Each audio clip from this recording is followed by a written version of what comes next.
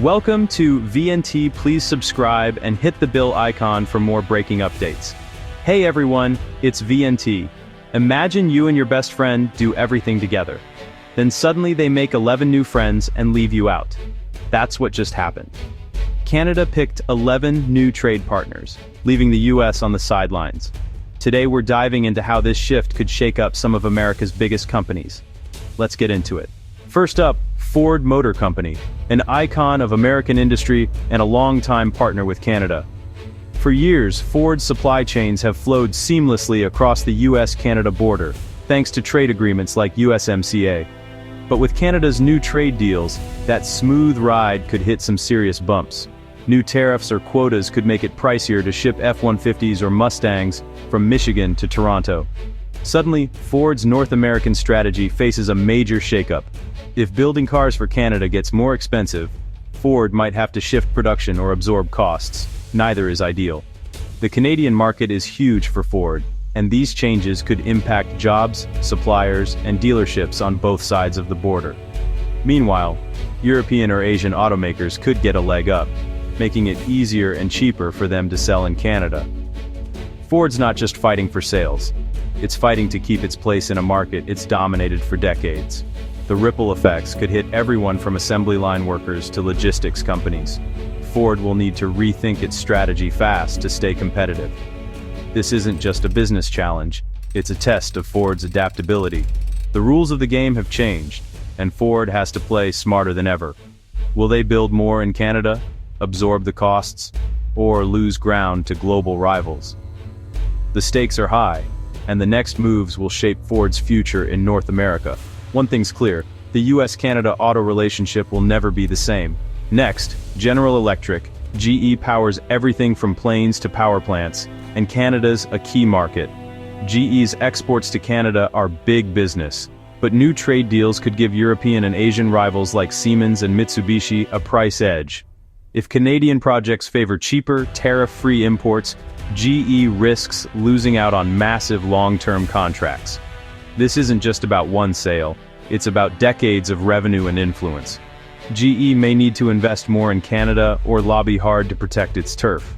The stakes? Billions in infrastructure, energy, and aviation deals. GE's challenge: stay relevant and competitive, or risk being sidelined in a market they helped build. The power play is on, and the outcome could reshape GE's future in Canada. Now let's talk Coca-Cola, the world's most famous soda, and a staple in Canada. Coke's supply chain relies on moving concentrate and materials across the border with ease. But new trade deals could mean tariffs or regulations on ingredients, cans or bottles, raising costs fast. If Coke's prices go up, or if European and Latin American sodas get cheaper, brand loyalty will be tested. Canadian shelves could see more international competitors, and Coke might have to absorb costs or risk losing market share. Even a small tariff on syrup or cans adds up when you're selling millions of drinks. The threat isn't just Pepsi, it's a wave of global brands with new trade advantages. For Coca-Cola, staying on top in Canada means adapting quickly and protecting their turf. The fizz could go flat if they don't. The battle for Canada's favorite soda is about to get a lot more interesting. Let's take off with Boeing, America's aerospace giant and a major supplier to Canadian airlines. Canada's new trade deals, especially with the EU, could make Airbus planes cheaper and more attractive. Even a small price difference on a big jet order can mean hundreds of millions lost for Boeing. It's not just about selling planes. Boeing's supply chain relies on Canadian parts and partnerships. If trade shifts, Canadian suppliers might turn to Airbus, weakening Boeing's network. Losing Canadian orders isn't just lost revenue, it's a signal to the world that Boeing's grip is slipping. The domino effect could push other countries to favor non-US manufacturers. Boeing must leverage its relationships and tech edge to stay in the game. The skies are getting turbulent, and Boeing's next moves are critical. The US-Canada aerospace partnership is at a crossroads. Boeing's future in Canada is on the line. Now into our homes with Procter Gamble, makers of Tide, Pampers, and more. P&G's efficiency depends on moving products across the border cheaply and quickly. But new trade deals could let European competitors like Unilever bypass tariffs, making their products cheaper in Canada. Retailers might give better shelf space to these rivals, squeezing P&G out. Regulatory changes could also favor European standards, making it harder for US products to compete. P&G could face higher costs, more red tape, and a fight for every inch of shelf space. They might need to build more in Canada or reformulate products, both expensive moves. The battle for Canadian shopping carts is about to heat up. P&G's dominance is under threat, and they'll need to innovate to stay on top. The stakes? Billions in sales and a century-old market lead.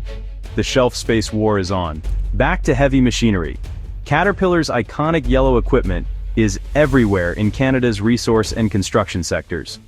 But with new trade deals, rivals like Komatsu and Volvo could sell their machines in Canada tariff-free. Even a small price gap can sway big buyers. Mines and construction firms want the best deal. If CAT loses sales, it also loses lucrative parts and service business for years to come. The competition isn't just about machines, it's about long-term relationships and revenue streams. Trade policy could shift billions away from Caterpillar to global rivals. To stay competitive, CAT must lean on its reputation and dealer network while managing costs. The fight for Canada's construction market is getting tougher. Caterpillar's future depends on adapting to this new reality. The uphill battle has just begun. Finally, let's talk tech. Intel, the backbone of our digital world. Canada's new trade partners in Asia, like South Korea and Taiwan, are home to Intel's fiercest rivals, Samsung and TSMC. If Canadian companies can import chips from Asia more cheaply, Intel risks losing market share fast. Trade deals could also shift research partnerships and innovation away from the US. For Intel, this isn't just about price. It's about staying at the heart of Canada's tech ecosystem. They'll need to highlight their technology and North American integration to keep Canadian customers. The chip race is global, and Canada's new alliances could tip the balance. Intel's challenge: stay inside or get left out. So, Ford, GE, Coca-Cola, Boeing, P&G, Caterpillar, and Intel, all facing new risks as Canada shifts its trade alliances. The ripple effects could touch everything from your car to your computer. These companies aren't doomed, but they're facing a new, tough challenge on their northern border. They'll need to adapt fast to keep their edge in Canada.